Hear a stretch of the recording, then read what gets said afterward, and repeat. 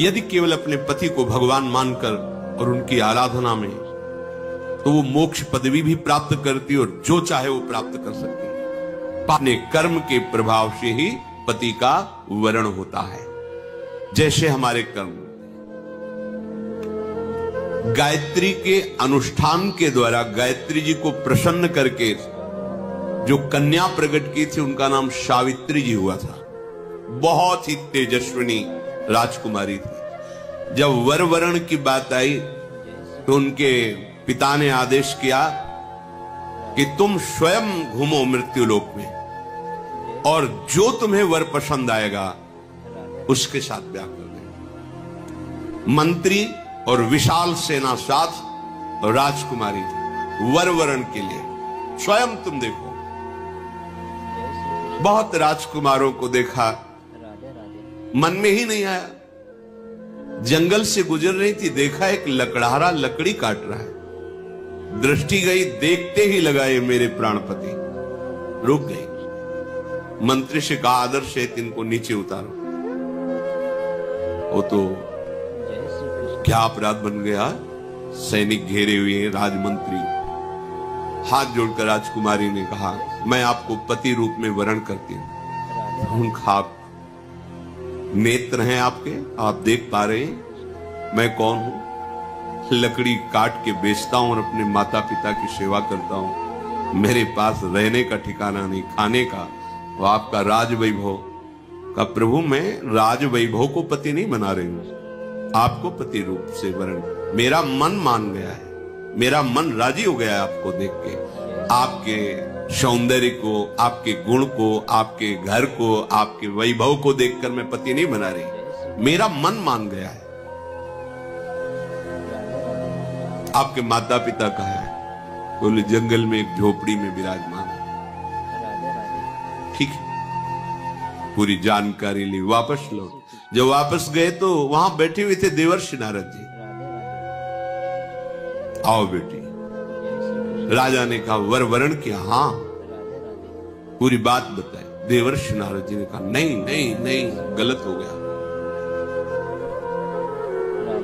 तो बोले आप यही देख के तो कह रहे होंगे ना कि घर नहीं है, संपत्ति नहीं है, तुम राजकुमारी हो, कैसे निर्वाह होगा। ये सब मैं जान रही हूं, नहीं है उनके पास। बोले नहीं, एक बात और है, वो ज्यादा दिन जीवित नहीं रहेंगे। 1 वर्ष में उनकी मृत्यु का योग है, वो मर जाएंगे।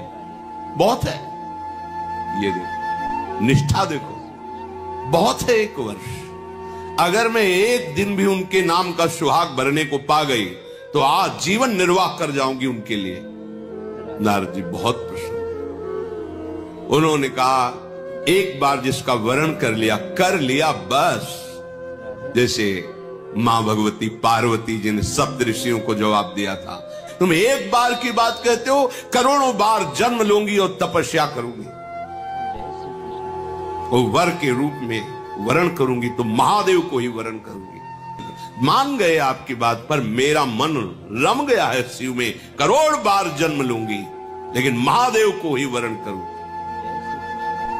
सावित्री जी का ब्याह हुआ। पिता ने अपार वैभव, वही अकेले थे, बिल्कुल एक भी सुख नहीं लिया। नहीं, मेरे पतिदेव के ही सुख में सुखी रहूंगी। आपका कुछ भी दहेज, कोई भी एक वस्तु स्वीकार नहीं करूंगा। उनका नाम सत्यवान। और कहा प्रिय, पता नहीं किस पुण्य और सौभाग्य से तुम्हारी जैसी हमें पत्नी मिली। वैसे मैं भी एक राजकुमार हूं, मेरे राज्य का अपहरण कर लिया गया। वैरी राजाओं ने, मेरे माता पिता वयोवृद्ध थे, उनको लेकर मैं जंगल भाग आया हूं और वास कर रहा हूं। पर मैं तुम्हें कैसे, उनको ये पता नहीं कि मैं 1 वर्ष की आयु, लेकिन सावित्री जी को पता है, मैं तुम्हें कैसे सुख प्रदान कर सकता। बोले भगवान, बस आपकी चरण सेवा करके, आपको सुखी देखकर मैं परम सुखी रहूंगी। सुबह वो लकड़ी काटने के लिए चले, वो साथ चले। उनका नहीं, हमारे माता पिता की सेवा में रहो, जो आज्ञा। और वो जिस दिन से ब्याह हुआ था उस दिन से तिथि गिनना प्रारंभ कर दी।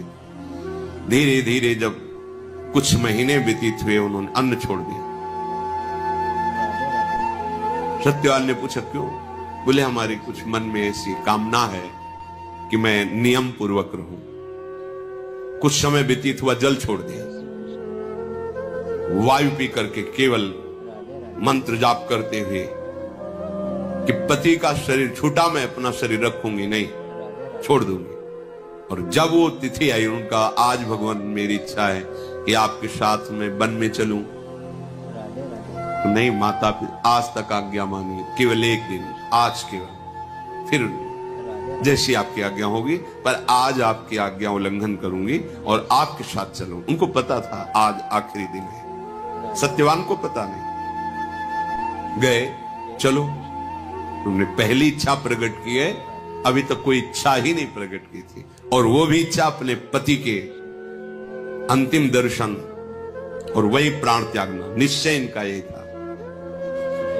लकड़ी काटने लगे, बोले सावित्री ऐसा लग रहा है मेरा सर फट रहा है। बोले भगवान नीचे आ जाइए, समझ गए, आप लेटिए। सर को अपनी गोद पे रखा, मंत्र चल रहा है, शांत, देखते कौन आता है और मेरे पति का स्पर्श करता है। यमदूतों की तो सामर्थ्य नहीं, साक्षात धर्मराज है, यमराज रूप में नहीं, धर्मराज के रूप में। उनके दो रूप हैं, पापियों के लिए ये भयानक यम रूप, जो यमदूत पहुंचते हैं, महान दंड देते हैं, लेकिन जो धर्मात्मा पुरुष होते हैं, जिनसे पाप और धर्म दोनों, फिर वो उनके लिए थोड़ी सुविधा होती है। और जो धर्मात्मा पुरुष होते हैं वह साक्षात धर्मराज पहुंचते हैं, लेकिन जहां भक्त होते हैं वहां भगवत पार्षद पहुंचते हैं, ऐसे नहीं। और यहां तो भगवत पार्षदों का भी प्रवेश नहीं, देखा सामने धर्मराज। मंत्र का प्रभाव, मूर्तिमान धर्मराज सामने, उनका बेटी तुम्हें धैर्य धारण करना होगा, वो मूर्छित हो गए सत्यवान। उनके आते ही प्रक्रिया है प्राण घसीटने की, मूर्छा गए। तो उनका भगवान ये मेरे पति है, आप प्राण ले लो और देह की रक्षा करो, ऐसा कैसे हो सकता है? ये हमारे प्राण हैं। तो उनका समय तो पूरा हो गया, मैं तुम्हारे पति को सूक्ष्म शरीर में, यातना देह में लेकर अब जा रहा हूं। बोले आप अपना काम कीजिए और मैं अपने धर्म का निर्वाह करूंगी। खींचा सूक्ष्म प्राणों को, बंधन से बांधा, यमपाश से चल पड़े। सावित्री जी मंत्र बल से पीछे चल पड़े।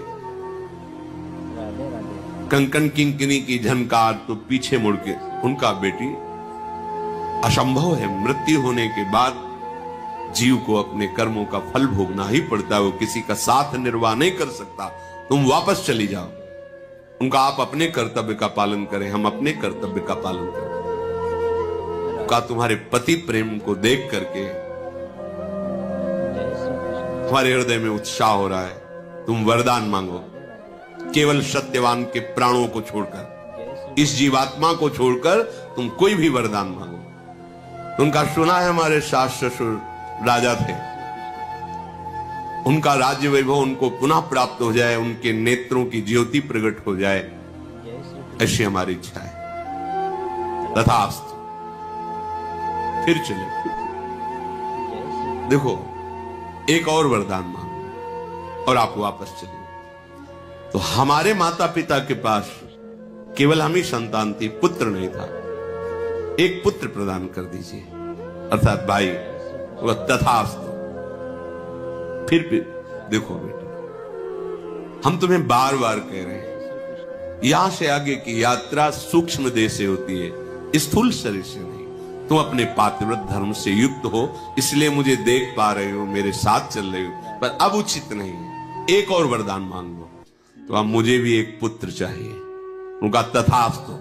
बोले रुक जाओ, मैं एक पतिव्रता हूं और बिना पति के संतान कैसे हो सकती?